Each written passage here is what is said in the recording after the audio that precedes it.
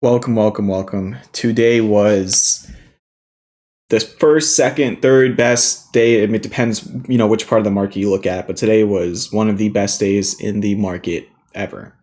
It was absolutely insane. To start off real quick, today's NASDAQ surge was the second best ever. The only day with the higher game was January 3rd, 2001. So this was the best day for the NASDAQ since I was born. It was the S&P's best day since 2008, and it was a Dow Jones record point gain. The Dow Jones has never climbed 2,900 plus points in one day before. And yeah, it was absolutely insane. You closed up 2,000, I'm saying one more time, 2,962 points on the Trump 90-day pause news. Let's look into this for a second here. So the stock market mounted one of its biggest rallies in history after Trump announced a pause in some of his reciprocal tariffs on the globe.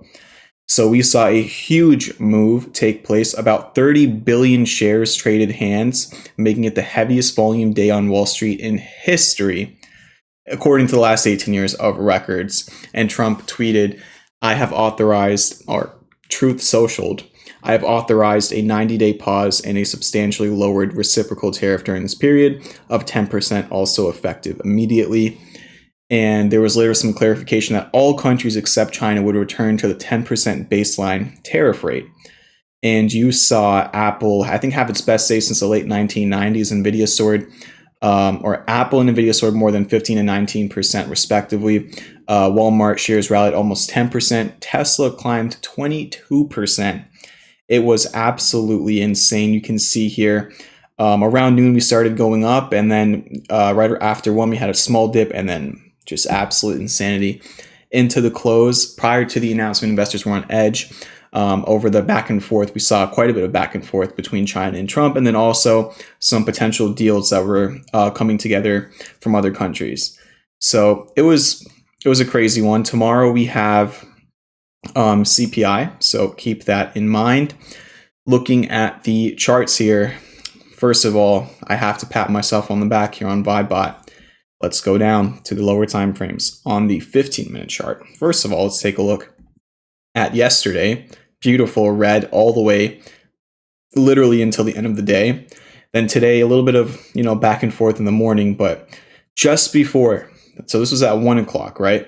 Just before the announcement on social media, 15-minute green signal. If we go over to the 5-minute chart, same thing there as well. This was at about an hour before, and it held it for the whole hour, and actually all the way until the last hour and 20 minutes of the day.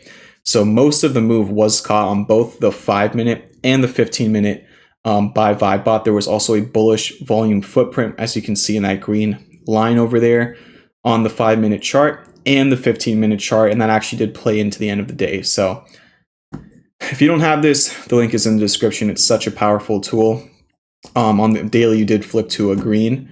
Even the daily has just been outstanding, and it's not like this just flipped to a green at the high of the day. I did see this towards the middle of the day also showing a green signal there. But look at this, since literally the all-time highs, it's been for 4 for 4. Of course, passing on indicative of the future. Take a look at the NASDAQ, actually still holding the rev. You did get the green bullish volume footprint. If we go down to the lower time frames, same thing on the NASDAQ. 2 candles before the craziness happened, there was a green signal on the 15-minute, and the same thing an hour before there was one on the 5-minute chart. Looking at the Russell here, you are still under that 2,000 support level that Vibebot charted out, and still under from this red signal over here. The Hang Seng Index, again, another chart. Look at the red signal. It did close just above the 200-day moving average, though. Bitcoin, still been holding the green signal, got a bullish volume footprint, and still a little bit under the 200-day moving average, closed with the, or in 30 minutes could close with the bullish engulfing candle. Ethereum has consistently outperformed for a long time now.